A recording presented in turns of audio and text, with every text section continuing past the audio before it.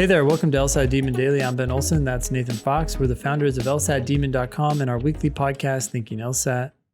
We have an email here from Anonymous. Hi, Ben and Nate. I was watching a YouTube video in which a dean from a T14 says the key to getting accepted to his school is being open and authentic in the application process. What do you think? Is this good advice? This kind of runs counter to the advice you guys give, where you tell us to only focus on our positive attributes. Okay, I want to stop there. Do you think that's true, that we have told people not to be open and authentic? Or that focusing on our positive attributes is the opposite somehow of being open and authentic? No, in fact, you can come across as inauthentic even though you're focusing, or maybe even because you're overly focusing or trying to sell too hard some positive attribute of yourself. And I don't think that's good either. The problem with this advice is it's very vague. First of all, what does it mean to be open and authentic? Okay, so don't be someone other than yourself. Fine. I think that's good advice for writing, but that's different from, okay, what are you going to talk about now? Like, I think people are going to hear that open and authentic. It's just like, gosh, just say everything you're feeling and thinking. Right. And then that dean who says, oh, the key to getting accepted here is to be open and authentic. And then someone discloses negative stuff, or they do that gushing. And the same dean looks at that and goes, yeah, no, next. Because I've got all these other open and authentic applications from people who didn't disclose bad shit. Yeah, you don't have to be disclosing everything about your life, and especially the negative stuff, to be authentic.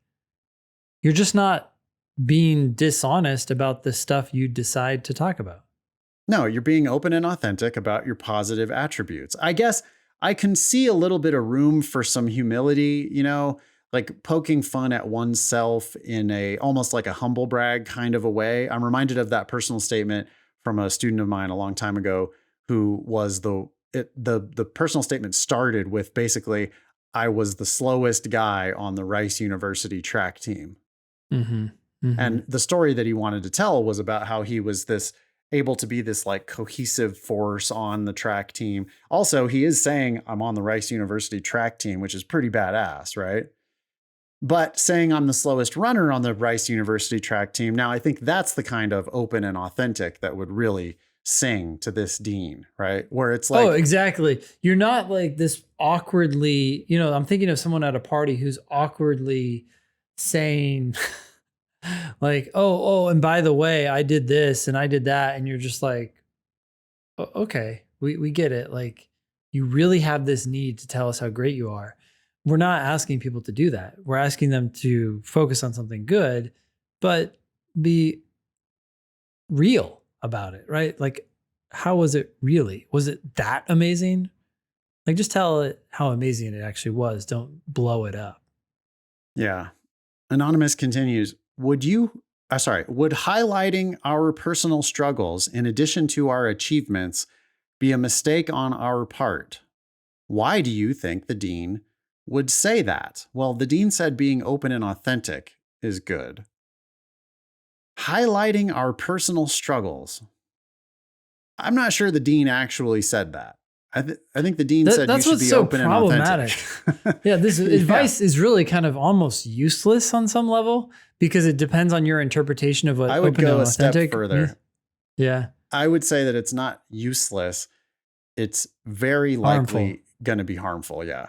Because the dean's talking about being open and authentic, and you start with like, I was a real bad alcoholic for 5 years of my life or whatever. And it's like, whoa, okay. That's open and authentic, but that's not a point in your favor.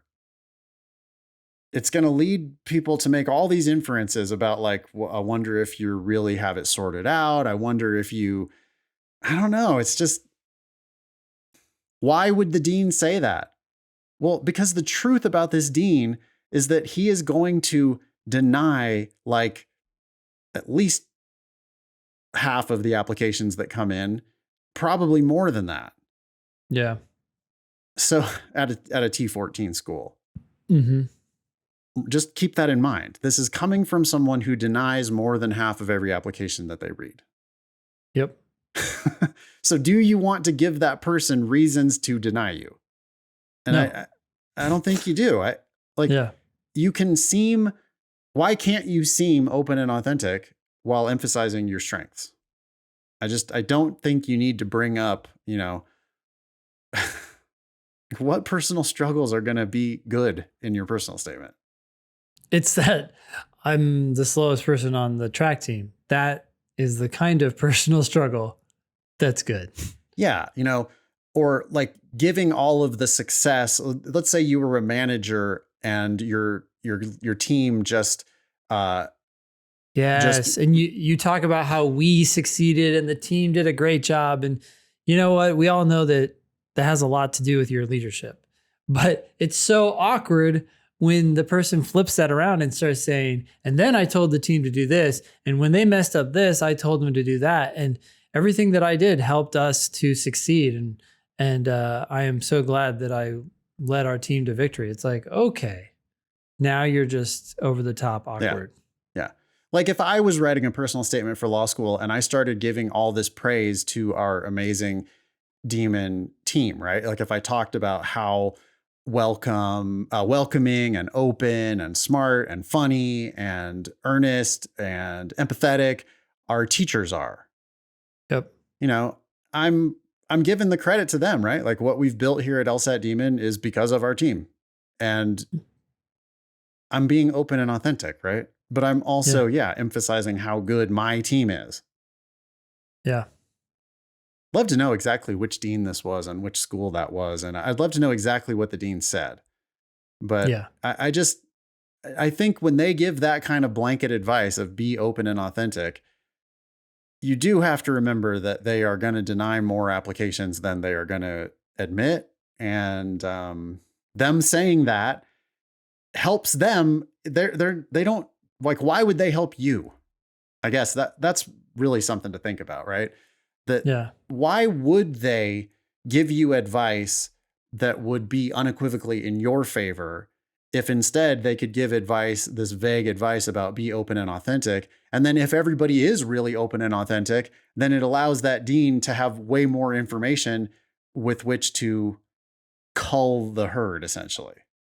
Right. And if you lead out with like, well, it's been a real struggle for me to overcome my depression or whatever, and then you go into this thing, it's like, okay, well, you're digging yourself into that hole then so that you can now try to climb your way out as a personal statement instead of just ignoring the depression altogether and talking about what you have been able to achieve once you got that issue solved.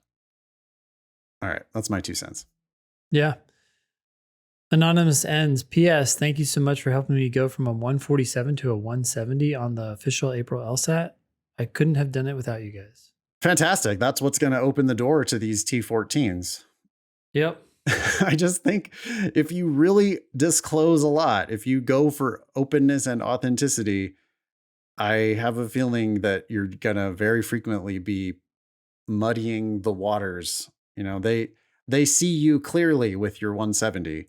And then you start in your personal statement muddying the waters with all of these, I have chronic XYZ and that's been a real challenge for me. And next thing you know, the dean's going like, oh God, what if this person has an outbreak of their chronic condition and then can't make it through their 1L classes?